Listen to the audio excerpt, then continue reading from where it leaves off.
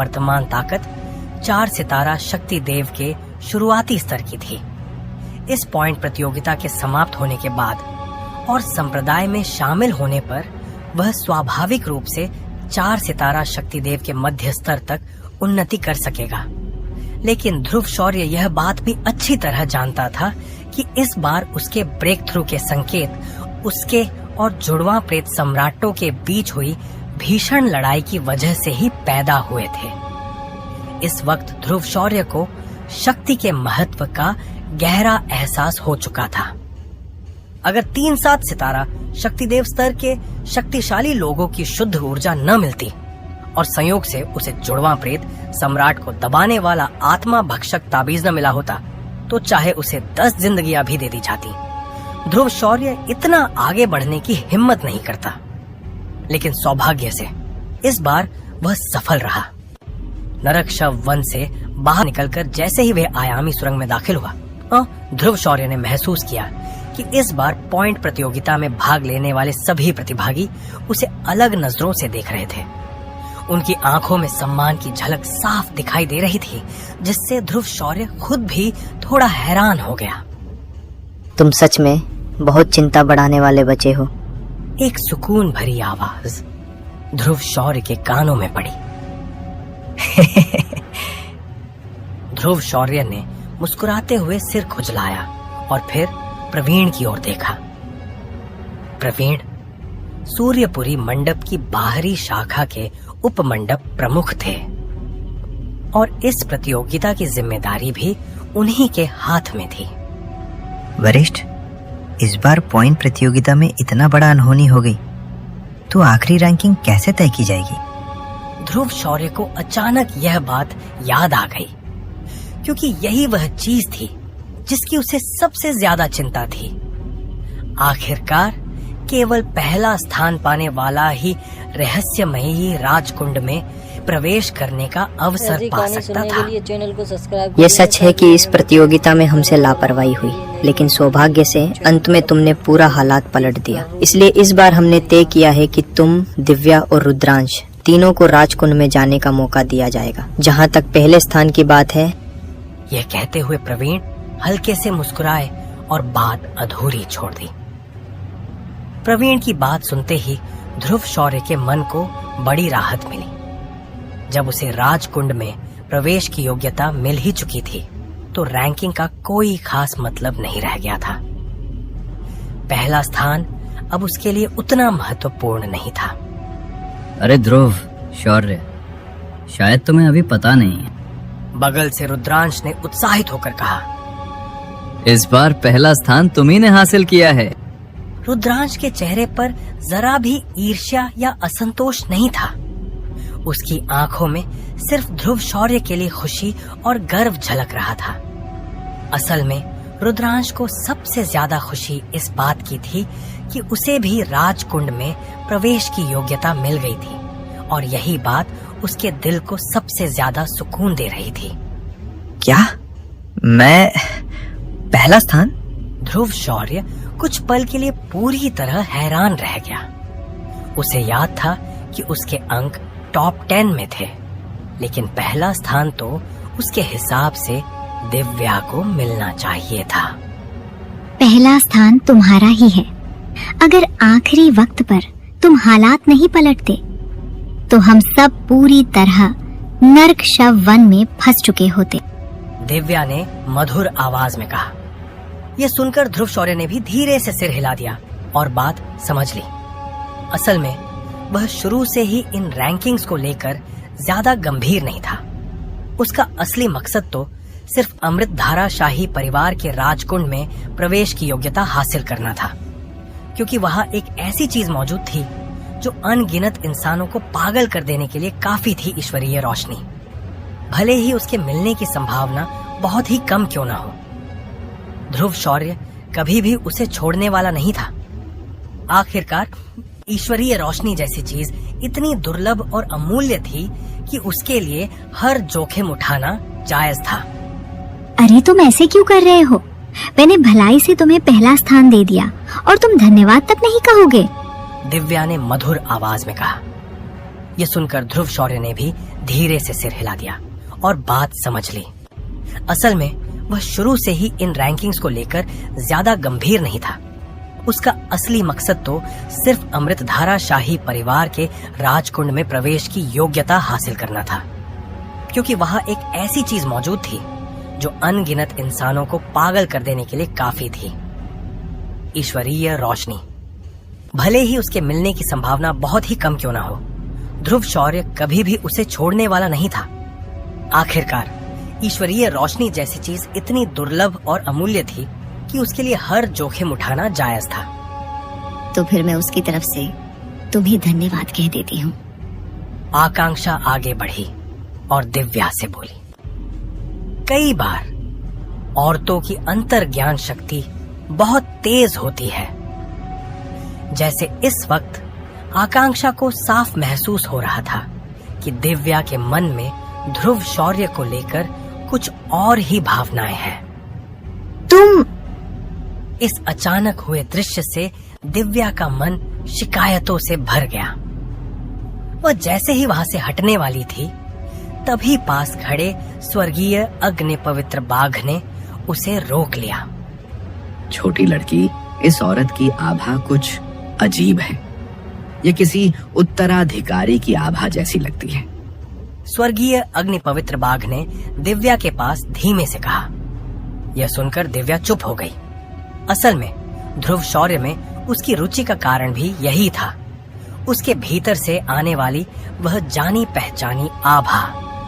ध्रुव शौर्य ने दोनों को लगातार बहस करते देखा, सिर दर्द के साथ सिर हिलाया और फिर रुद्रांश से बात करने लगा। वैसे ये राजकुंड असल में है क्या? ध्रुव शौर्य ने जिज्ञासा से पूछा। मुझे भी पूरी जानकारी नहीं है। रुद्रांश ने कहा, राजकुंड अमृतधारा शाही परिवार की सबसे कीमती चीज है। उसकी सुरक्षा बेहद कड़ी होती है। यहाँ तक कि 7 सितारा शक्ति देव स्तर के शक्तिशाली लोग भी वहाँ यूं ही जाने की हिम्मत नहीं करते। लेकिन एक बात तय है, राजकुंड जरूर कोई असाधारण चीज है, वरना अमृतधारा शाही परिवार उसे बाहर लाकर इनाम के रूप में क्यों रखता। हो सकता है कि शाही परिवार इस राजकुंड को बहाना बनाकर प्रतिभागियों को अपने पक्ष में खींच रहा हो। आखिर जो भी उनके साथ जुड़ता है उसे राजकुंड में प्रवेश का मौका मिल जाता है। बस दिखावे में उलझे हुए इंसानों का झुंड है। प्रवीण ने ठंडे स्वर में कहा। यह सुनकर ध्रुव शौर्य ने मन ही मन अंदाजा लगा लिया। लगता है सूर्यपुरी मंडप और अमृतधारा शाही परिवार के बीच संबंध ज्यादा अच्छे नहीं है। इस समय वे सभी आयामी मार्ग में थे। प्रवीण की बातों के अनुसार जैसे ही वे इस मार्ग से बाहर निकलेंगे, पहाड़ की तलहटी पर पहुंच जाएंगे और वहां उन्हें किसी एक संप्रदाय को चुनना होगा। इसीलिए ध्रुव शौर्य ने भी मन ही मन तय कर लिया कि उसे पहले से ही योजना बनानी होगी किस संप्रदाय में जाना है। लेकिन ज्यादा चिंता मत करो, तुम्हारी प्रतिभा के साथ चाहे तुम किसी भी संप्रदाय में जाओ, तुम्हें भरपूर संसाधन मिलेंगे और तुम्हारा भविष्य आसान रहेगा। प्रवीण ने कहा। ध्रुव शौर्य ने तुरंत विषय बदल दिया। वैसे शक्तिदेव गोली कब बांटी जाएगी? उसे साफ याद था कि इस पॉइंट प्रतियोगिता के टॉप 10 को शक्तिदेव गोली मिलने वाली थी। उसकी मौजूदा शक्ति पहले ही 4 सितारा शक्तिदेव के मध्य स्तर की ओर बढ़ रही थी और अगर शक्तिदेव गोली मिल गई तो वह सीधे 4 सितारा शक्तिदेव के अंतिम स्तर तक पहुंच सकता था। यही बात उसे भीतर से बेहद उत्साहित कर रही थी। कितना चालाक बच्चा है। चिंता मत करो। प्रवीण हंस पड़े और उन्होंने मुस्कुराते हुए आगे बोले, जैसे ही तुम संप्रदाय में शामिल हो जाओगे, वो गोली तुम्हें दे दी जाएगी। चलो, अब अंत आ चुका है। प्रवीण ने आगे कहा। इस आयामी मार्ग से बाहर निकलते ही तुम पहाड़ की तलहटी पर पहुंच जाओगे। पहाड़ की चोटी पर अलग अलग संप्रदायों के दूत तुम्हारा इंतजार कर रहे होंगे। जिस संप्रदाय को तुम चुनोगे वे तुम्हें सीधे अपने संप्रदाय में ले जाएंगे। अमृतधारा शाही परिवार और सोलोमन संघ से सावधान रहना। जैसे ही ध्रुव शौर्य ने महसूस किया कि आयामी मार्ग में एक प्रकाश द्वार प्रकट हो रहा है, उसी पल उसके हृदय में एक आवाज आ गूंजी। यह प्रवीण की गुप्त संदेशवाणी थी। असल में प्रवीण हस्तक्षेप करना चाहते थे, लेकिन ध्रुव शौर्य और बाकी लोगों की प्रतिभा साधारण नहीं थी। अगर वे सूर्यपुरी मंडप में शामिल हो जाते तो निस्संदेह मंडप को बड़ा लाभ होता, लेकिन प्रवीण को डर था कि कहीं ज्यादा जोर डालने से उल्टा असर न पड़ जाए। इसीलिए अंत में उन्होंने बस इतना ही करना उचित समझा। यह सुनकर ध्रुव शौर्य के मन को काफी सुकून मिला। कम से कम यह तो साफ था कि सूर्यपुरी मंडप के लोग दिल से बुरे नहीं थे। अमृतधारा त्रिदिवस। अब मैं ध्रुव शौर्य स्वयं आकर तुमसे मिलने वाला हूँ। ध्रुव शौर्य हल्के से हंसा और यह कहते ही उसने जरा भी हिचकिचाहट नहीं दिखाई। उसका शरीर आगे बढ़ा और अगले ही क्षण वह प्रकाश द्वार के साथ साथ आयामी मार्ग में पूरी तरह गायब हो गया। चमकता हुआ पहाड़ी रास्ता, पहाड़ की तलहटी से लेकर चोटी तक सैकड़ों पत्थर की सीढ़ियां थीं, एक के बाद एक। ऊपर की ओर हल्का सा महसूस करने पर ही समझ आ जाता था कि पहाड़ की चोटी पर कई बेहद शक्तिशाली आभाएं मौजूद हैं। ध्यान से देखने पर साफ दिखाई देता था कि चोटी पर पहले से ही कई आकृतियां खड़ी हैं। पत्थर की सीढ़ियों पर लोग लगातार आगे बढ़ रहे थे। सब काफी मेहनत से चढ़ाई कर रहे थे। हैरानी की बात यह थी कि यहाँ मौजूद सभी लोग वही प्रतिभागी थे जिन्होंने इस बार की पॉइंट प्रतियोगिता में हिस्सा लिया था, क्योंकि आगे चलकर यहीं से उन्हें अपनी पसंद का संप्रदाय चुनना था, उसमें शामिल होना था और कोई एक असली हुनर सीखना था। पीठ पर भारी शासक तलवार उठाए हुए एक व्यक्ति धीरे धीरे आगे बढ़ रहा था।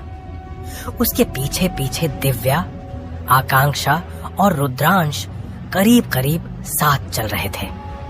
वैसे एक बात है, 9 आत्मा शिला और स्वर्गीय अग्नि पवित्र बाघ जैसे वरिष्ठ लोग कहाँ चले गए?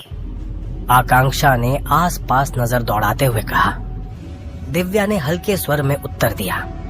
9 आत्मा शिला वरिष्ठ गायब हुए जुड़वा प्रेत सम्राट की आत्मा को खोजने निकल गए हैं, और जहाँ तक स्वर्गीय अग्नि पवित्र बाघ की बात है, वो अनुभव प्राप्त करने के लिए कहीं चला गया है।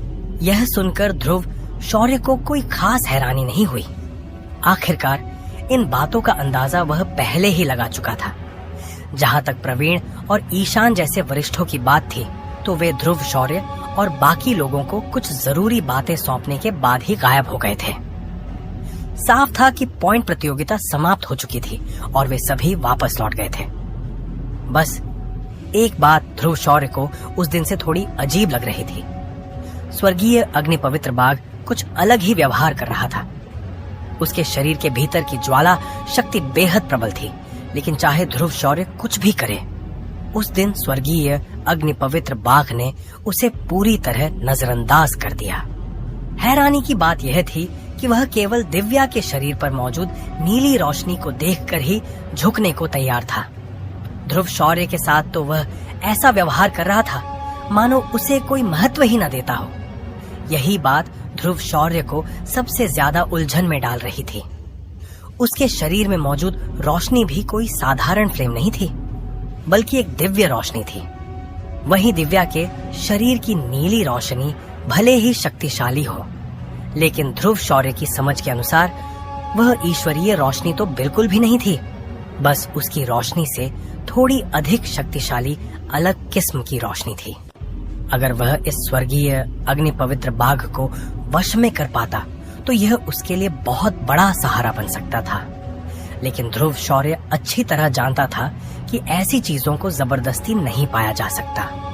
जहाँ तक विया की बात है, उसके जागने के बाद से ध्रुव शौर्य के भीतर समाने के समय को छोड़कर वह सामान्य तौर पर ध्रुव शौर्य के शरीर के निवाण महल में वापस नहीं जाता था, क्योंकि अब विया पूरी तरह एक युवा का रूप ले चुका था और वह पहले की तरह अग्नि आत्मा बनकर रहने वाला नहीं था। लेकिन यह अपने आप में एक अच्छी बात थी। आखिरकार वर्तमान विया अब एक पूर्ण युवा बन चुका था और उसकी शक्ति भी 7 सितारा शक्ति देव के प्रारंभिक स्तर तक पहुंच चुकी थी। इस बात से ध्रुव शौर्य भी काफी खुश था। हालांकि उसने अपनी छिपी हुई शक्ति को जानबूझकर 5 सितारा शक्ति देव के स्तर तक दबा लिया और फिर सबके साथ आगे बढ़ने लगा। चलो। ध्रुव शौर्य ने धीमे स्वर में कहा और पत्थर की सीढ़ियों पर आगे बढ़ गया। वैसे ध्रुव शौर्य, तुम किस संप्रदाय में शामिल होने का सोच रहे हो? मेरी जानकारी में अमृतधारा शाही परिवार और सोलोमन संघ दोनों की छवि कुछ खास अच्छी नहीं है। अगर कोई अनहोनी नहीं हुई तो? रुद्रांश ने पूछा। सूर्यपुरी मंडप। ध्रुव शौर्य ने हल्के स्वर में कहा। ये कहते हुए उसने पीछे मुड़कर भी नहीं देखा और बड़े कदमों से पत्थर की सीढ़ियों की ओर बढ़ता चला गया। सूर्यपुरी मंडप। दिव्या ने होंठ हल्के से दबाए और बुदबुदाई, मानो वह किसी गहरी सोच में डूब गई हो। 5 लोगों का वह समूह भी धीरे धीरे पहाड़ की चोटी की ओर बढ़ने लगा। रास्ते में जो भी लोग ध्रुव शौर्य को देखते, वे मुस्कुराकर उसकी ओर देखते। साफ था कि अगर इस बार की पॉइंट प्रतियोगिता में ध्रुव शौर्य न होता तो शायद आज वे लोग यहाँ तक पहुंच ही नहीं पाते। पहाड़ की चोटी पर बादलों और धुएं की हल्की परत छाई हुई थी और वहां से दर्जनों बेहद भयानक आभाएं फैल रही थीं। नरक, शव, वन से आई खबरों के बाद 9 महान संप्रदायों के वरिष्ठ नेतृत्व भी क्रोधित हो उठे थे। वे जुड़वां प्रेत सम्राट से निपटने के लिए शक्तिशाली लोगों को भेजना चाहते थे, लेकिन संप्रदायों में महाशक्ति देव स्तर से ऊपर के शक्तिशाली लोग वैसे भी बहुत कम थे और उनमें से कई तो पहले ही साधना एकांत में प्रवेश कर चुके थे। वही शक्ति देव स्तर की ताकत नरक शव वन की निषेध सीमा को तोड़ने में सक्षम नहीं थी। इसी वजह से वे तुरंत कोई कार्रवाई नहीं कर पाए। लेकिन तभी एक और खबर फैल गई। कहा गया कि ध्रुव शौर्य नाम के एक युवक ने 3-7 सितारा शक्ति देव स्तर के शक्तिशाली लोगों की ऊर्जा के सहारे घायल जुड़वां प्रेत सम्राट से सीधी टक्कर ली और अंत में उसे मार गिराया। ऐसी उपलब्धि अगर उसे अमृतधारा त्रिदिवस जैसे स्थान पर भी रखा जाए, जहां शक्तिशाली लोग बादलों की तरह फैले रहते हैं, तो भी यह चारों दिशाओं को हिला देने के लिए काफी थी। वह जुड़वां प्रेत सम्राट को साधारण अस्तित्व नहीं था। वह 8 स्तरीय प्रेत सम्राट था, जिसकी ताकत एक मानव 8 सितारा शक्ति देव के बराबर मानी जाती है। लेकिन ऐसा शक्तिशाली अस्तित्व एक अनजान से लड़के के हाथों मारा गया, ये बात दूसरों को मजाक जैसी लग रही थी। वो लड़का तो अब पहाड़ की तलहटी तक पहुंच भी चुका है सब लोग। एक भरे पूरे चेहरे वाला अधेड़ आदमी जोर से हंस पड़ा। उसने पास खड़े लाल चोखे वाले व्यक्ति से कहा, प्रवीण और ईशान से आई खबरों के मुताबिक इस पॉइंट लूट प्रतियोगिता में कई लोगों ने काफी शानदार प्रदर्शन किया है। इस बार कुछ अच्छे बीज मिले हैं। बिल्कुल। लाल चोगे वाले व्यक्ति ने भी मुस्कुराते हुए सहमति जताई। बस यही सोच रहा हूँ कि इस बार टॉप 10 में से कौन कौन से प्रतिभाशाली नए लोग उभर कर सामने आएंगे। एक ताकतवर कद काठी वाला व्यक्ति बोला। उसके बारे में एक दुबला पतला अधेड़ व्यक्ति लाल चोगे वाले की ओर देखते हुए कहा, पता नहीं इस बार तुम्हारा सूर्यपुरी मंडप भी पिछली बार की तरह खाली हाथ रहेगा या नहीं। सोलोमन संघ के 12वें दूत, जरा हद में रहो। लाल चोगे वाले व्यक्ति ने सख्त लहजे में कहा। वह और कोई नहीं बल्कि वही प्रवीण था जिसे ध्रुव शौर्य पहले देख चुका था। अरे गुस्सा क्यों हो रहे हो? मैं तो बस सच ही कह रहा हूँ। दुबले आदमी ने ठंडे स्वर में कहा। ये मत समझो कि तुम्हारे छोटे से फायदे की वजह से हर कोई तुम्हारे संप्रदाय में ही शामिल हो जाएगा। प्रवीण ने गुस्से में कहा। इसीलिए तो मुझे सूर्यपुरी मंडप के उप मंडप प्रमुख की जरा भी चिंता नहीं है। दुबले आदमी ने ठंडे स्वर में जवाब दिया। सोलोमन संघ का 12वां कुत्ता क्या मेरे ऊपर चिल्लाने के लायक भी है? बेहतर होगा कि तुम अपने पहले 3 संप्रदाय प्रमुखों को यहाँ भेजो, तभी तुम मुझसे मुकाबला करने के योग्य कहलाओगे। प्रवीण ने बिना किसी संकोच के तीखे शब्द कह दिए। तुम? सोलोमन संघ का 12वां संप्रदाय प्रमुख यह सुनकर अजीब सा चेहरा बना बैठा। यह प्रवीण सच में हद से ज्यादा घमंडी था। 9 महासंप्रदायों के सामने उसे खुलेआम अपमानित कर रहा था। अगर उसकी शक्ति केवल 7 सितारा शक्ति देव के प्रारंभिक स्तर पर न होती तो वह यकीनन इसी समय प्रवीण से भिड़ जाता। लेकिन अब वह बस मुट्ठियां भींचकर हल्का सा सिर हिलाने के अलावा कुछ नहीं कर सका। हे झगड़ा मत करो। मुख्य आसन के ऊपर बैठी एक सौम्य आकृति ने शांत स्वर में कहा। उस व्यक्ति की पीठ पर 2 तलवारें बंधी थीं, जिनका रंग जेड की तरह पारदर्शी और चमकदार था। सहस्त्र तलवार संप्रदाय के प्रमुख को बोलते देख सोलोमन संघ का 12वां संप्रदाय प्रमुख और प्रवीण दोनों ही चुप हो गए, क्योंकि सामने मौजूद इस व्यक्ति की शक्ति जुड़वा प्रेत सम्राट के बराबर मानी जाती थी। कोई भी उसे आसानी से नाराज करने की हिम्मत नहीं करता। सबसे महत्वपूर्ण बात यह थी कि सहस्त्र तलवार संप्रदाय 9 महासंप्रदायों का मुखिया माना जाता था। दरअसल अमृतधारा त्रिदिवस में संप्रदायों की संख्या बहुत ज्यादा थी, इसीलिए हर 10 साल में एक बार संप्रदाय प्रतियोगिता आयोजित की जाती थी। ऊपर से तो इसका उद्देश्य हर संप्रदाय की रीढ़ यानी युवा पीढ़ी की जांच करना होता था, लेकिन असल में ये संप्रदायों के बीच शक्ति का मुकाबला ही होता था, क्योंकि अमृतधारा शाही परिवार ने अमृतधारा त्रिदिवस में केवल 9 महासंप्रदायों को ही मान्यता दी थी। बाकी सभी को केवल छोटे संप्रदाय माना जाता था। इन 9 महासंप्रदायों में से हर एक अत्यंत प्रबल शाही ऊर्जा से भरे अलग अलग पर्वतों पर निवास करता था। यही कारण था कि उनकी स्थिति इतनी विशेष और स्थिर बनी हुई थी। लेकिन प्राकृतिक चयन का नियम यहाँ भी लागू होता था। अगर कोई महासंप्रदाय नए रक्त को नहीं अपनाता और उत्कृष्ट शिष्यों को विकसित नहीं करता, तो उसका महासंप्रदाय का दर्जा भी छिन सकता था। हालांकि हर 10 साल में होने वाली यह संप्रदाय प्रतियोगिता ज्यादातर 9 महासंप्रदायों की युवा पीढ़ी और अमृतधारा शाही परिवार के बीच ही होती थी। अन्य शक्तियां शायद ही कभी सामने आती थीं। ध्यान से हिसाब लगाया जाए तो अगली 10 वर्षीय संप्रदाय प्रतियोगिता में अब भी पूरे 8 साल शेष थे।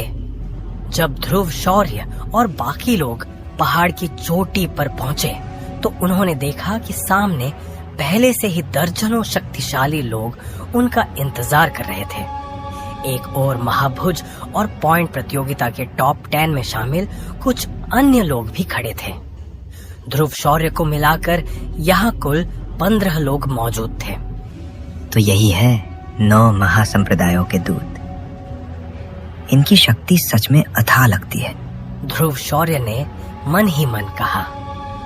पहाड़ की चोटी पर 9 महासंप्रदाय का प्रतिनिधित्व करने वाले दर्जनों दूत हवा में खड़े थे। ध्रुव, शौर्य और बाकी लोग जमीन पर थे, लेकिन उनके और दूतों के बीच की दूरी ज्यादा नहीं थी, काफी नजदीक ही थी। लगता है इस बार के टॉप 10 में कुछ काफी अच्छे बीज निकले हैं। एक सौम्य और सुरुचिपूर्ण महिला ने जमीन पर खड़े उन 15 लोगों की ओर देखते हुए धीरे से कही। वह सुंदर और गरिमामयी महिला निर्मोही महल की दूत थी, जो इस बार नए शिष्यों के स्वागत और चयन की जिम्मेदारी संभाल रही थी। अरे भले ही तुम्हारे निर्मोही महल के शिष्य हमारे 9 महासंप्रदायों में संख्या में सबसे कम हो, लेकिन उनकी शक्ति निसंदेह बेहद उत्कृष्ट होती है। इस बार भी महंगे और भव्य हकीम वस्त्र पहने एक बुजुर्ग ने धीरे धीरे बोलना शुरू किया। यह बुजुर्ग औषधि घाटी का शक्तिशाली व्यक्ति था। हकीमों का समूह स्वभाव से ही ऐसे होते हैं कि कोई उन्हें आसानी से छेड़ने की हिम्मत नहीं करता। ऊपर से वर्तमान औषधि घाटी एक मजबूत इकाई बन चुकी थी। हकीम और उनकी सेवा करने वाले शक्तिशाली योद्धा लगातार उभरते रहते थे। इसी वजह से 9 महासंप्रदायों में औषधि घाटी की स्थिति हमेशा से ही बहुत ऊंची रही है। निर्मोही महल की वह सुरुचिपूर्ण महिला दूत भी धीमे स्वर में मुस्कुराई। तुम्हारी औषधि घाटी भी किसी से कम नहीं है। हर बार जब कोई नया शिष्य तुम्हारे यहाँ आता है तो उसे बेहद विशाल संसाधन मिलते हैं। मुझे पूरा विश्वास है कि इस बार भी इन छोटे छोटे लोगों में से कई खास तौर पर तुम्हारी ओर ही आएंगे। यह सुनकर औषधि घाटी के उस बुजुर्ग ने खुलकर हंसते हुए कहा, तो फिर मैं तुम्हारे शुभ शब्द स्वीकार करता हूँ। उसका चेहरा साफ बता रहा था कि इस स्वतंत्र चयन प्रणाली से वह बेहद संतुष्ट था। आखिरकार यह बात सब जानते थे कि हकीम वह वर्ग है जिसके पास सबसे ज्यादा धन और संसाधन होते हैं। कोई भी दूसरा पेशा उनकी बराबरी नहीं कर सकता। एक तो हकीमों की अपील ही इतनी प्रबल होती है कि असंख्य शक्तिशाली लोग उनके लिए काम करने को तैयार रहते हैं। ऊपर से यह कहना भी अतिशयोक्ति नहीं होगी कि प्राचीन काल से ही हकीमों को किसी तरह की दिव्य शक्ति का आशीर्वाद प्राप्त रहा है। विशेष नुस्खों और दुर्लभ औषधीय सामग्रियों के जरिए वे ऐसे ऐसे चमत्कारी प्रभावों वाली गोलियां तैयार करते हैं जिनकी कल्पना भी आम लोग नहीं कर सकते। इन दोनों कारणों से हकीमों की पहचान और हैसियत स्वाभाविक रूप से बहुत ऊंची हो जाती है। खुली और छुपी दोनों तरह की खींचतान चल रही है। तेज नजर वाले एक व्यक्ति ने धीरे से सिर हिलाया और फिर उसकी निगाह ध्रुव शौर्य की ओर चली गई। इस समय ध्रुव शौर्य और बाकी लोग उनसे अब भी कुछ दूरी पर थे और जैसे ही उनकी ओर देखा गया, सबकी नजरें तुरंत उन पर टिक गईं। क्या वही है इस पॉइंट प्रतियोगिता का विजेता? हालांकि उसकी आभा सिर्फ 4 तारा शक्ति देव के शुरुआती स्तर की लगती है, लेकिन उसके शरीर से निकलने वाली हत्या भावना बिल्कुल भी छुपी नहीं रह सकती। ये बच्चा किसी सुरक्षित ग्रीन हाउस में पला हुआ फूल नहीं है। यह बोलने वाला व्यक्ति नरक सभा का एक शक्तिशाली अस्तित्व था। उसने संतोष में हल्का सा सिर हिलाया। किसी भी कीमत पर इस बच्चे को हमारे नरक सभा में लाना ही होगा। भविष्य में ये बच्चा जरूर एक बड़ा हथियार बनेगा। नरक सभा के लोगों ने मन ही मन तुरंत हिसाब लगा लिया। आखिरकार उनका काम ही दानव लोक और प्रेत लोक की बुरी शक्तियों से निपटना होता है। इसीलिए ध्रुव शौर्य की असाधारणता को वह एक नजर में ही पहचान गए थे। पीठ पर भारी अस्त्र उठाए ये लड़का। इसके शरीर में मौजूद आत्मा शक्ति सच में बहुत भयानक है। औषधि घाटी का वह बुजुर्ग दूर खड़े ध्रुव शौर्य को देखते हुए बुदबुदाया। सब जानते हैं कि आत्मा शक्ति का सीधा संबंध एक हकीम की क्षमता से होता है।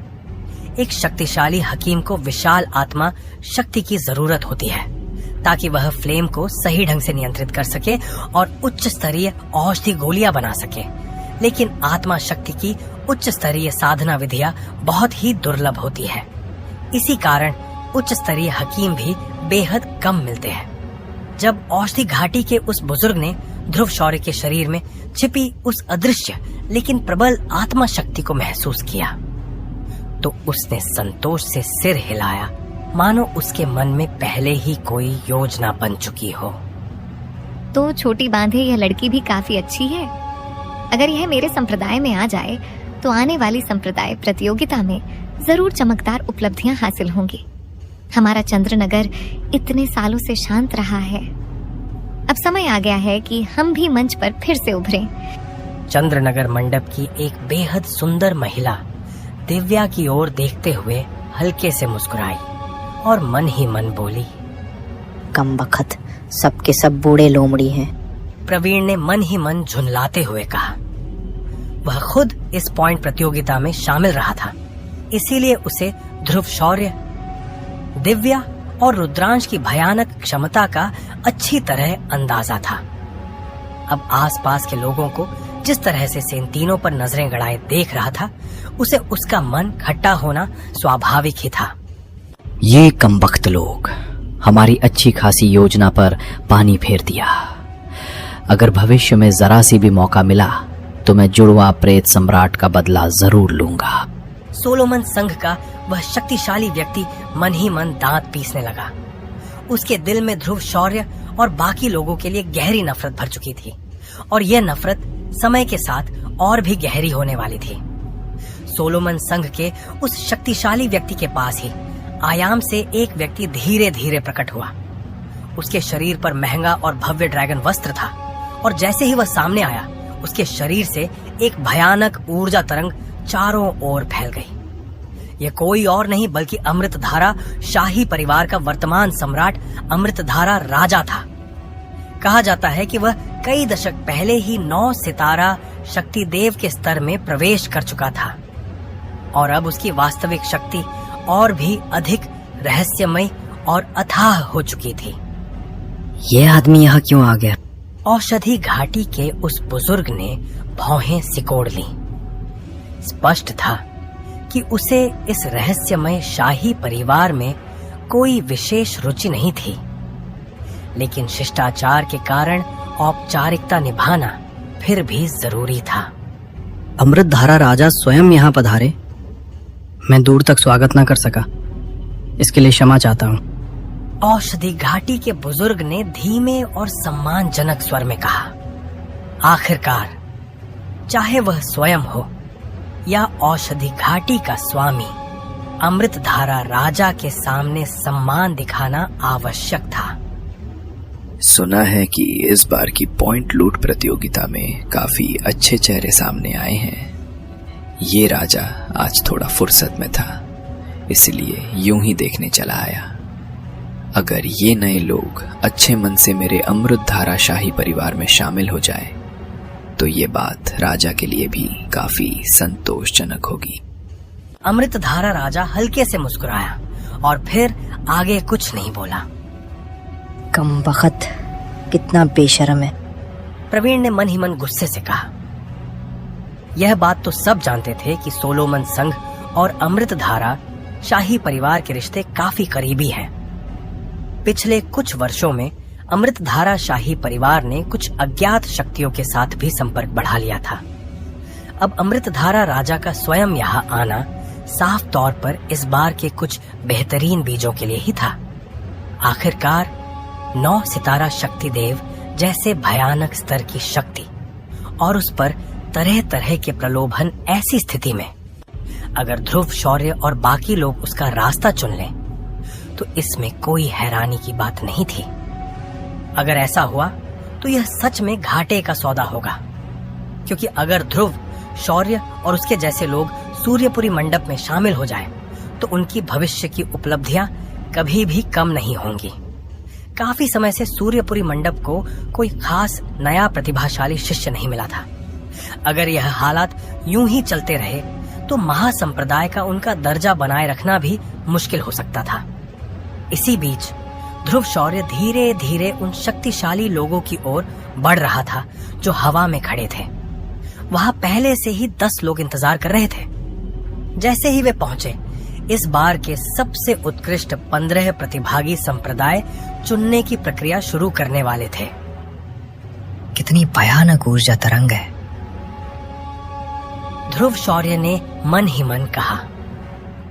जब वह आकाश में पहुंचा, उसी समय अमृतधारा राजा प्रकट हुआ था। हालांकि दोनों के बीच काफी दूरी थी, फिर भी ध्रुव शौर्य ने साफ महसूस किया कि उसके शरीर की ऊर्जा तक हल्की सी जकड़न महसूस करने लगी थी। 9 सितारा शक्ति देव, ये अब शुरुआती, मध्य या अंतिम स्तर का फर्क नहीं होता। 9वां स्तर और उसके ऊपर, वो तो लगभग एक युद्ध अमृता के समान होता है। गोल्डन ड्रैगन किंग की आवाज धीरे से गूंजी। थोड़ी देर बाद गोल्डन ड्रैगन किंग ने फिर कहा, लेकिन इस अमृतधारा राजा की आभा कुछ अजीब है। बहुत हल्की सही, लेकिन इसमें ईश्वरीय रोशनी की आभा महसूस होती है। ये बात उसने सिर्फ अपने मन में ही कही। क्या सब लोग आ गए हैं? अमृतधारा राजा ने आसपास मौजूद लोगों की ओर मुस्कुराते हुए देखा और सहज स्वर में कहा, कभी भी शुरू किया जा सकता है। सोलोमन संघ के उस शक्तिशाली व्यक्ति ने उत्तर दिया।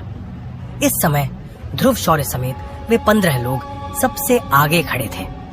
उनके पीछे पॉइंट प्रतियोगिता में भाग लेने वाले सैकड़ों प्रतिभागी शांत खड़े हुए थे। बिना किसी अपवाद के सभी ने हल्का सा सिर उठाया और आकाश में खड़े उस भयानक और शक्तिशाली अस्तित्व की ओर देख रहे थे। तो फिर शुरू करते हैं। अमृतधारा राजा ने शांत स्वर में कहा। उसी क्षण संप्रदाय चयन की प्रक्रिया आरंभ हो गई। जमीन पर खड़ी भीड़ के सामने एक काफी सुडौल और प्रभावशाली युवक प्रकट हुआ और बोला, जो लोग इस समय यहाँ खड़े हैं वे सभी अमृतधारा त्रिदिवस के भीतर किसी भी संप्रदाय में शामिल होने की योग्यता रखते हैं। सबसे पहले मैं आप सभी को इस पॉइंट प्रतियोगिता में आपके उत्कृष्ट प्रदर्शन के लिए बधाई देता हूँ। अब आप अपनी इच्छा के अनुसार किसी भी संप्रदाय को चुन सकते हैं और उसमें शामिल हो सकते हैं। वर्तमान में हमारे अमृतधारा त्रिदिवस के 9 महासंप्रदाय ये हैं: सूर्यपुरी मंडप, चंद्रनगर मंडप, प्राचीन निर्जन महल, नरक सभा, सोलोमन संघ, कठपुतली महल, औषधि घाटी, निर्मोही महल, सहस्त्र तलवार संप्रदाय। इसके अलावा उस युवक ने आगे कहा, अगर आप चाहें तो अन्य संप्रदायों में भी शामिल हो सकते हैं। इन 9 महासंप्रदायों के अतिरिक्त भी कुछ ऐसे संप्रदाय मौजूद हैं जिनकी शक्ति और पृष्ठभूमि को बिल्कुल भी कम नहीं आंका जा सकता। Nightmare valley, astrology valley, poison संप्रदाय, स्वॉर्ड गॉड संप्रदाय, मिंग संप्रदाय आदि भी हैं। चलिए अब शुरू करते हैं। इतना कहकर वह व्यक्ति धीरे धीरे पीछे हट गया। जैसे ही वह हटा, भीड़ में से एक आलसी सी शक्ल वाला युवक धीरे से आगे बढ़ा। उसकी आंखों में साफ साफ उत्साह झलक रहा था। यह व्यक्ति कोई और नहीं बल्कि इस पॉइंट प्रतियोगिता का 100वां स्थान पाने वाला प्रतिभागी था। इस समय पहाड़ की चोटी पर संप्रदाय चयन में भाग लेने वालों में पॉइंट प्रतियोगिता के शीर्ष 100 प्रतिभागियों के अलावा कई 100 ऐसे लोग भी शामिल थे जिन्हें उनके उत्कृष्ट प्रदर्शन के कारण संप्रदाय में शामिल होने की अनुमति दी गई थी। इसी वजह से यह भीड़ काफी ज्यादा दिखाई दे रही थी। वरिष्ठ से निवेदन है, क्या मैं अमृतधारा शाही परिवार में शामिल हो सकता हूँ? उस युवक ने आगे बढ़कर सम्मान से कहा। 4 सितारा शक्ति देव का मध्य चरण। अमृतधारा राजा ने उस युवक को देखते हुए हल्के से कहा, बिल्कुल, हमारा अमृतधारा शाही परिवार तुम्हारा स्वागत करता है। यह कहते ही एक प्रकाश रेखा उस युवक की ओर गई और अगले ही क्षण वह अमृतधारा राजा के पीछे प्रकट हो गया। उस समय युवक का चेहरा उत्साह से चमक उठा। वह वास्तव में अमृतधारा शाही परिवार में शामिल हो चुका था। अब उसका भविष्य, चाहे धन हो या प्रतिष्ठा, सब कुछ सुनिश्चित हो गया था। उसने तुरंत अमृतधारा राजा के पीछे सम्मान पूर्वक खड़े होकर उसका अनुसरण करना शुरू कर दिया। जब वह व्यक्ति अमृतधारा राजा के पीछे चलने लगा तो उसे पहली बार सच में एहसास हुआ कि एक शिखर स्तर के शक्तिदेव की शक्ति कितनी अथाह और भयावह होती है। पहला ही व्यक्ति अमृतधारा शाही परिवार में चला गया। वाकई अच्छी किस्मत है। सोलोमन संघ के उस शक्तिशाली व्यक्ति ने भी सहमति में कहा, जारी रखो। अमृतधारा राजा ने हल्के स्वर में कहा। हालांकि यह प्रतिभागी सिर्फ 4 तारा शक्तिदेव मध्य चरण का था, लेकिन वह हजारों 10,000 नवागंतुकों में से यहाँ तक पहुँच पाया था। यही बात अपने आप में यह साबित करने के लिए काफी थी कि उसमें वास्तविक क्षमता मौजूद है। ऐसे ताजा रक्त के लिए हर बड़ा संप्रदाय स्वाभाविक रूप से प्रसन्न ही होता है। आखिरकार अगर कोई भी संप्रदाय लंबे समय तक टिके रहना चाहता है तो नई प्रतिभाओं का जुड़ना ही सबसे सही रास्ता होता है। मैं चंद्रनगर मंडप चुनती हूँ, एक युवती ने कोमल स्वर में कहा। उसके शब्द सुनते ही चंद्रनगर मंडप के शक्तिशाली प्रतिनिधि ने उसे अपने पीछे बुला लिया और संप्रदाय चयन समाप्त होने के बाद वे सभी साथ में अपने संप्रदाय लौटने वाले थे। हाय, यह दृश्य देखकर प्रवीण ने भी हल्के से सिर हिला दिया। अमृतधारा शाही परिवार के पास अपार धन संपत्ति थी। संसाधनों की तो कोई कमी ही नहीं थी। औषधि घाटी की बात करें तो उसके पास एक विशाल संबंध जाल था और पूरा संप्रदाय ही हकीमों से बना हुआ था। उसके संसाधन भी अत्यंत भयावह थे। जहाँ तक बाकी संप्रदायों का सवाल था, उनके भी अपने अपने लाभ और विशेषताएं थी। बस अंतर इतना था कि सूर्यपुरी मंडप जैसे संप्रदाय ज्यादा ध्यान आत्म साधना और वास्तविक शक्ति पर देते थे। यही कारण था कि हर साल सूर्यपुरी मंडप में शिष्यों की संख्या सबसे कम रहती थी। आखिरकार कौन बिना किसी जरूरत के अपने मन और इच्छाओं को दबाकर साधना करना चाहेगा? जो भी किसी संप्रदाय में शामिल होता था वह या तो वहां की शक्तिशाली युद्ध तकनीकों के लिए जाता था या फिर अपार संसाधनों के लालच में। बस यही उम्मीद है कि अमृतधारा राजा और सोलोमन संघ के लोग हद से आगे ना जाए। प्रवीण ने हल्के से सिर हिलाया और मैदान की ओर देखते हुए बुदबुदाया। मैं औषधि घाटी में शामिल होना चाहता हूँ। बोलने वाला एक व्यक्ति था जिसने हकीमों के वस्त्र पहन रखे थे।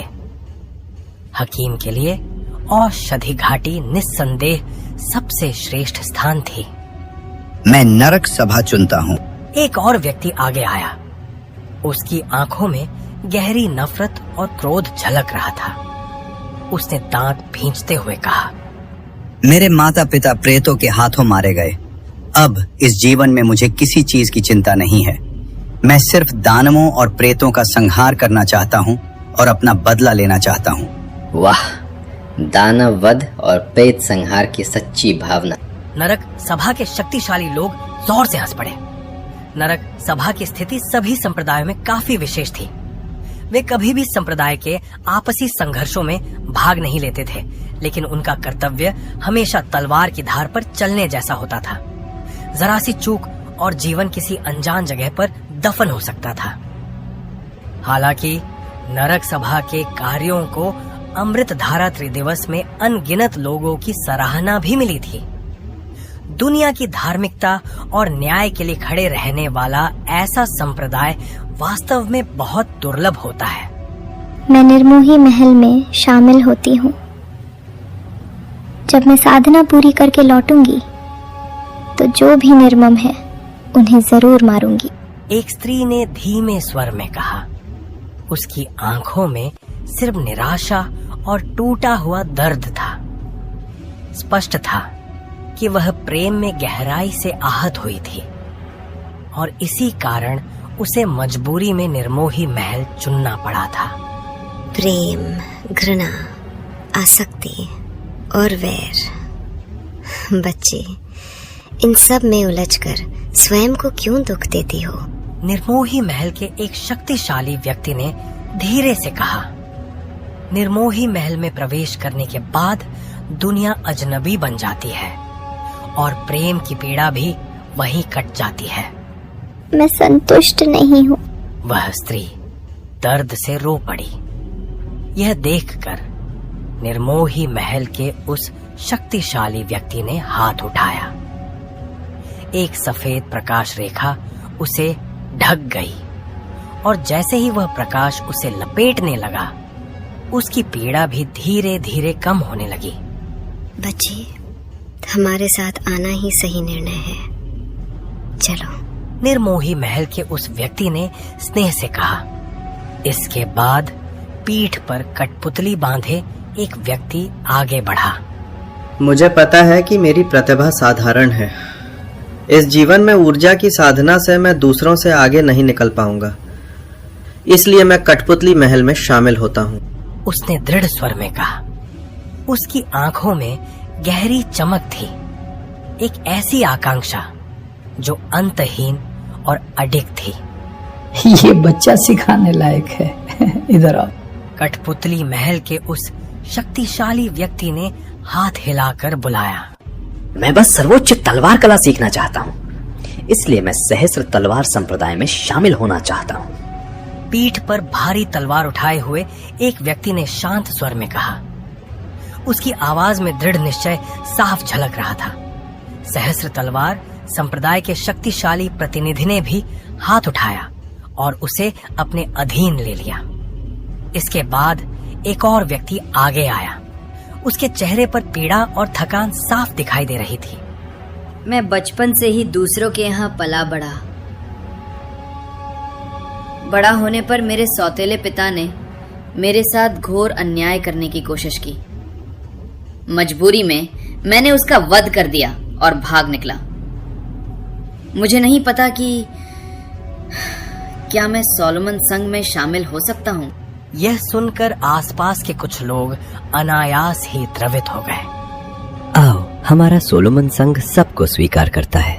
भले ही तुम्हारा अतीत कुछ भी रहा हो, लेकिन यहाँ आने के बाद तुम हमारे अपने हो। सोलोमन संघ के शक्तिशाली व्यक्ति ने बेपरवाह से अंदाज में कहा। यह सुनकर वह व्यक्ति भीतर से हल्का हो गया और उसने सोलोमन संघ के उस वरिष्ठ को गहराई से प्रणाम किया। एक और व्यक्ति आगे आया और बोला, मैं बचपन से ही ऊर्जा की साधना नहीं कर पाया, लेकिन मैं हार मानना नहीं चाहता। मैं ये साबित करना चाहता हूँ कि भले ही मैं ऊर्जा की साधना ना कर सकूं, फिर भी मैं सबसे अलग खड़ा हो सकता हूँ। मैं प्राचीन निर्जन महल में शामिल होना चाहता हूँ।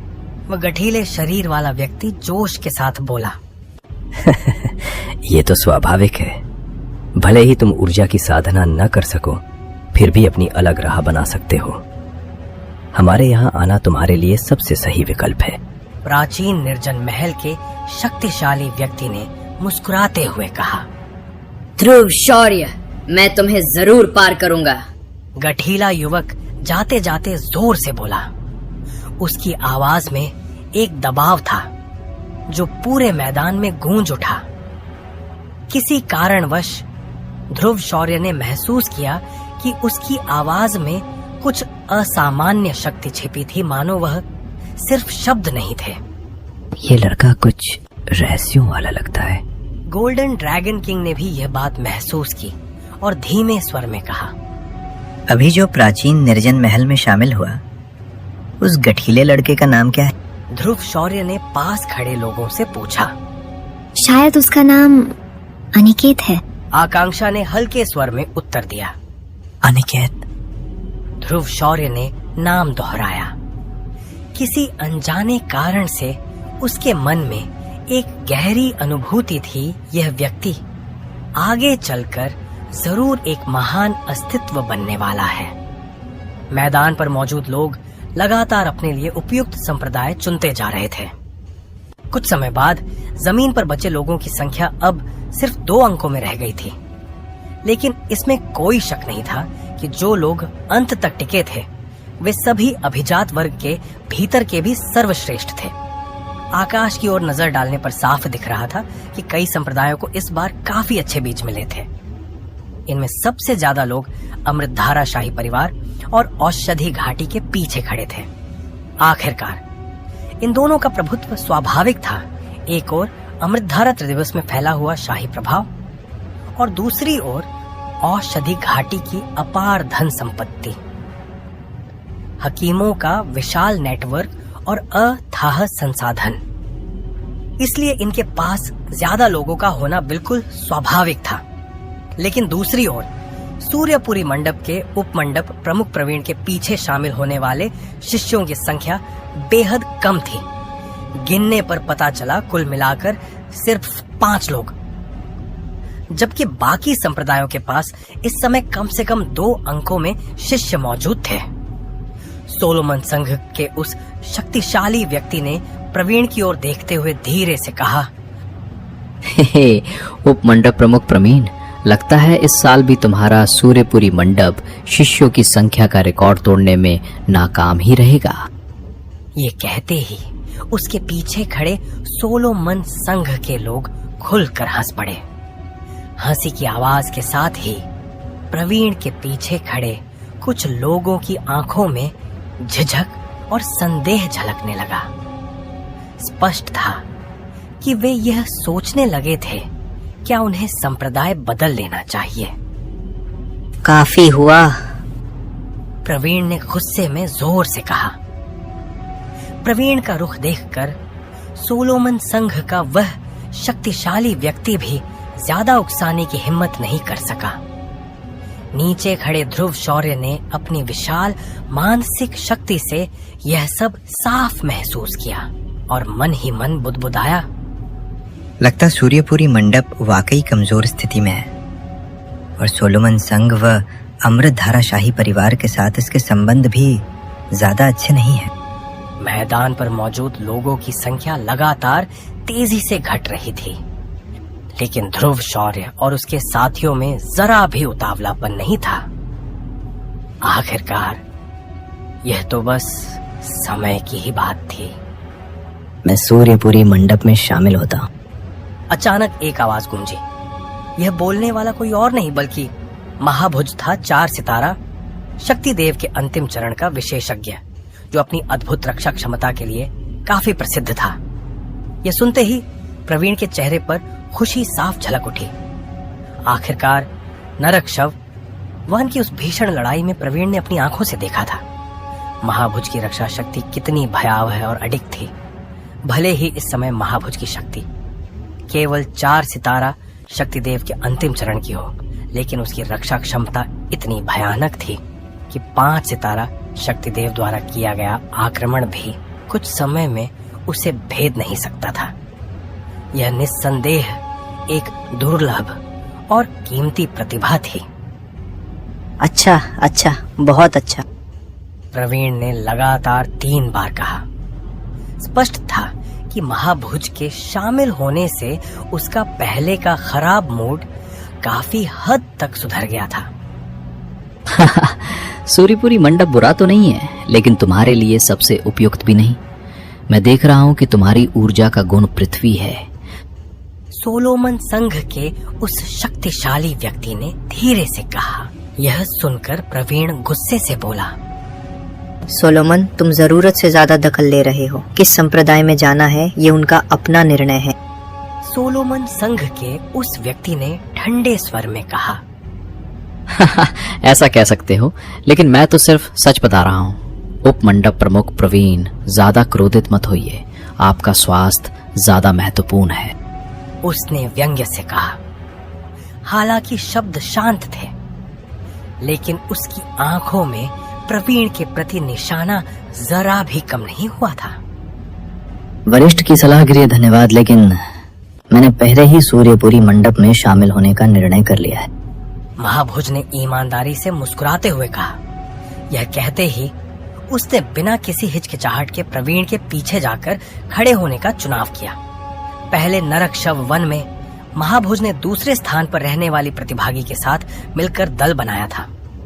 महाभुज रक्षा की जिम्मेदारी संभालता था, जबकि वह महिला आक्रमण की। इसी कारण दोनों के अंक भी बेहद समृद्ध रहे और अंततः वे क्रमशः दूसरे और तीसरे स्थान पर रहे। महाभुज के शामिल होने के बाद सूर्यपुरी मंडप की कुल शक्ति भी स्पष्ट रूप से बढ़ गई। आखिरकार महाभुज की प्रतिभा असाधारण थी। समय के साथ वह निश्चित ही कोई महान उपलब्धि हासिल करेगा। इसी बीच हाथों में सांपों से घिरी हुई एक महिला धीरे धीरे आगे बढ़ी। उसने हल्के से अपने होंठ दबाए। स्पष्ट था कि आकाश में मौजूद सोलोमन संघ और अमृतधारा राजा के प्रति उसके मन में या तो गहरी नफरत थी या फिर भय। जिस क्षण वह महिला आगे आई, आकाश में बैठे अमृतधारा राजा की कुछ आलसी सी आंखों में हलचल हुई। उसकी निगाह सीधे उस महिला पर टिक गई और उसके चेहरे पर आश्चर्य साफ झलकने लगा। मैं सूर्यपुरी मंडप में शामिल होना चाहती हूँ, उस महिला ने शांत स्वर में कहा। उस महिला का नाम स्निका था। वह 4 तारा शक्ति देव के अंतिम चरण की थी और वही थी जिसने पहले नरक शव वन में ध्रुव शौर्य का पीछा किया था। स्निका के प्रकट होते ही ध्रुव शौर्य ने महसूस किया कि उसके शरीर के रक्त में हल्की सी हलचल पैदा हो गई थी। ये हलचल बेहद सूक्ष्म थी। अगर ध्रुव शौर्य के पास इतनी विशाल मानसिक शक्ति न होती तो वे इसे कभी महसूस ही नहीं कर पाता। लेकिन इस तरह की प्रतिक्रिया एक बात साफ बता रही थी, यह किसी वंश से जुड़ी हुई शक्ति थी। ध्रुव शौर्य की भौहें सिकुड़ गईं और वह गहराई से सोचने लगा। उसके शरीर में मौजूद रक्त शक्ति अब पूरी तरह शौर्य दल की शुद्ध रक्त रेखा थी। पहले जो रक्त शक्तियां थीं, उन्हें तो बहुत पहले ही स्वर्गीय समाधि में पूर्वजों ने उसके लिए रक्त विनिमय के दौरान निकाल दिया था। तो अगर अब भी ऐसी प्रतिक्रिया हो रही है, कहीं ये निशा तो नहीं? ये सोचते ही ध्रुव शौर्य की आंखों की पुतलियां अचानक सिमट गई और उसके स्वर में हल्की सी हैरानी आ गई। ध्रुव शौर्य और निशा अब पति पत्नी थे, इसीलिए उसके शरीर में हिनिशा वंश की रक्त शक्ति का एक अंश होना कोई अजीब बात नहीं थी। और इस तरह की रक्त प्रतिक्रिया यह निस्संदेह हिनिशा रक्त की ही पहचान थी। रंगीन शल्क तो तुम यहाँ हो? ध्रुव शौर्य का चेहरा गंभीर हो गया। उसकी निगाह सीधी स्निका पर जा टिकी। क्या तुम्हारा सूर्यपुरी मंडप केवल पुरुषों वाला संप्रदाय नहीं था? सोलोमन संघ के उस शक्तिशाली व्यक्ति ने फिर से ताना कसते हुए कहा। वो तो पुरानी बात हो गई। अब अगर हम स्वीकार करते हैं तो क्या तुम्हें उससे दिक्कत है? और फिर सूर्यपुरी मंडप महिला शिष्यों को स्वीकार करे या नहीं, इसका तुमसे कोई लेना देना नहीं है। प्रवीण ने ठंडे स्वर में जवाब दिया और उसके आंखों में खुशी साफ दिखाई दे रहा था। सोलोमन संघ का वह शक्तिशाली व्यक्ति बेवजह हार खा गया। उसने कुछ नहीं कहा, लेकिन उसके पास खड़े अमृतधारा राजा की आंखों में अचानक तीव्र क्रोध भड़क उठा। उसकी निगाह सीधी नीचे खड़ी उस महिला पर जा टिकी। ठीक है, ऊपर आओ। प्रवीण ने मुस्कुराते हुए कहा। स्निका की शक्ति कम नहीं थी। पॉइंट प्रतियोगिता के टॉप 10 में उसका होना उसकी काबिलियत का सबसे बड़ा प्रमाण था। रुको। अचानक अमृतधारा राजा की आंखों में रक्त सा लाल प्रकाश चमका और उसके शरीर से एक हल्की लेकिन खतरनाक हत्या भावना फैल गई। अमृतधारा राजा, क्या आपको कोई आपत्ति है? प्रवीण का भाव भी गंभीर हो गया। उसके शरीर से एक प्रबल आभा फूटी जो सीधे अमृतधारा राजा की भयानक ऊर्जा का सामना करने लगी।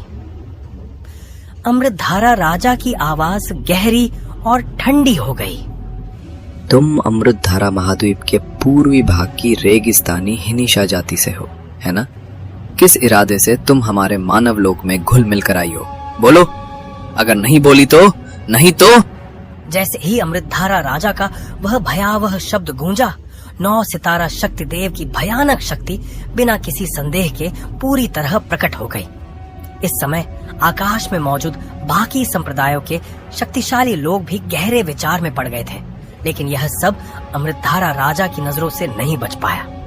हर कोई जानता था कि अमृतधारा शाही परिवार को अमृतधारा महाद्वीप के पूर्वी हिस्से में रहने वाले हिनिशा सर्प मानवों से लंबे समय से परेशानी रही है, और अब ये हिनिशा वंश की महिला खुलेआम पॉइंट प्रतियोगिता में भाग लेकर संप्रदाय में शामिल होने की कोशिश कर रही थी। ये तो सीधा सीधा अमृतधारा राजा की गरिमा को चुनौती देना था। 9 सितारा शक्ति देव के स्तर पर बैठे अमृतधारा राजा ऐसी बात को कैसे सहन कर सकते थे? स्निका अचानक टूट पड़ी। भयानक दबाव लहर से तुरंत कमजोर पड़ गई। उसके शरीर की ऊर्जा लगभग जम सी गई। ये सच है कि मैं हिनिशा वंश से हूँ, लेकिन किसने कहा कि मैं किसी मानव संप्रदाय में शामिल नहीं हो सकती? स्निका ने कठिनाई से सांस लेते हुए कहा। कृपया बताइए, ये आदेश किसने दिया है? उसने दांत भींचते हुए पूछा। स्निका का स्वर हठी था। हालांकि वह हिनिशा वंश से थी, लेकिन बचपन से ही उसे मनुष्यों ने गोद लेकर पाला था। इस लिहाज से उसका पालन पोषण पूरी तरह मानव लोक में हुआ था। उसका सार भले ही हिनिशा वंश का था, लेकिन उसका जीवन मनुष्य जैसा ही रहा था। मैंने कभी ये नियम नहीं बताया कि सर्प मानव संप्रदाय में शामिल नहीं हो सकते, लेकिन चूंकि तुम यहाँ आ ही गई हो, तुम मर जाओ। अमृतधारा राजा ने ठंडे स्वर में कहा। उसके शब्द बेहद साधारण थे, लेकिन उनके साथ ही एक ऐसा दबाव फैल गया जिसमें कोई सवाल उठाने की गुंजाइश नहीं थी। 9 सितारा शक्ति देव की हत्या भावना बिना किसी रोक टोक के पूरे आकाश में फैल गई। अब पुरानी स्टोरी चैनल सब्सक्राइब करें।